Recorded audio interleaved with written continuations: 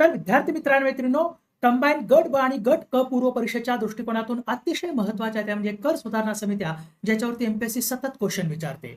तर पहिलीच समिती आपल्याला पाठ करून ठेवायची ती म्हणजे 1952 ची डॉक्टर डॉक्टर जॉन मताय समिती. ही प्रत्यक्ष कर सुधारणा समिती होती आणि याने शेती उत्पन्नावरती कर आकारावा अशी महत्वाची शिफारस केली. 1956 ची होती प्राध्यापक निकोलस कॅल्डॉर समिती. ही समिती नवीन कर सुचवण्यासाठी नेमली होती.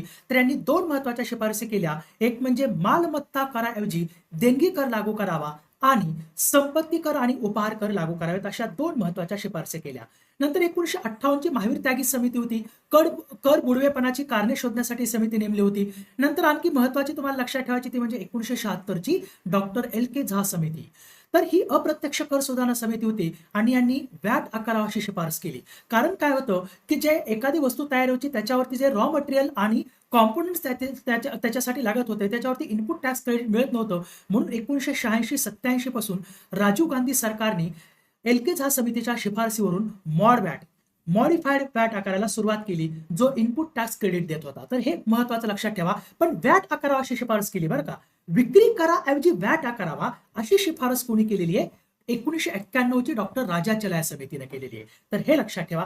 आता डॉक्टर राजाचलाय समिती जी होती ती प्रत्यक्ष आणि अप्रत्यक्ष कर सुधारणा समिती होती. यांनी सगळ्यात महत्वाची पहिली शिफारस केली म्हणजे भारतामध्ये सेवा कर लागू करावा आणि यांच्या शिफारसीवरूनच 1 जुलै 1994 पासून भारतामध्ये सेवा कर लागू करण्यात आला, जो पुढे आता जो आपला जीएसटी आहे त्या जीएसटी मध्ये इन्क्लूड करण्यात आलेला आहे. आणि दुसरी महत्वाची शिफारस म्हणजे विक्री कराऐवजी व्हॅट लागू करावा अशी शिफारस केली आणि यांच्या शिफारसीवरूनच 1 एप्रिल 2005 पासून व्हॅट लागू करण्यात आलेला आहे. महाराष्ट्रामध्ये सुद्धा 1 एप्रिल 2005 पासूनच लागू करण्यात आलेला आहे.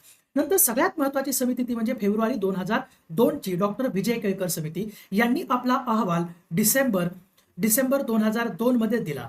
तरी प्रत्यक्ष आणि अप्रत्यक्ष कर सुधारणा समिती होती. यांनी महत्वाची शिफारस काय केली की भारतामध्ये जीएसटी लागू करावा आणि यांच्याच शिफारसीवरून भारतामध्ये कधीपासून 1 जुलै 2017 पासून भारतामध्ये जीएसटी जो आहे तो जीएसटी लागू करण्यात आलेला आहे. आणखी आयकर मुक्त मर्यादा वाढवावी आणि निगम कर जो आहे तो 30% कमी करावा अशी देखील त्यांनी शिफारस केलेली आहे. तर हे लक्षात ठेवा. आणि कंबाईन पूर्वच्या दृष्टिकोनातून मी एक प्लेलिस्ट तयार केलेली आहे लेक्चर म्हणजे रिव्हिजन लेक्चर्सची. तर ती जर तुम्हाला प्लेलिस्ट हवी असेल तर या नंबरवरती एक मला मेसेज करा, मी तुम्हाला ती प्लेलिस्ट तिथं पाठवून देतो. तर या शॉर्टला लाईक करायला विसरू नका आणि तुमच्या मित्रमैत्रिणींपर्यंत नक्की शेअर करा. So thank you so much.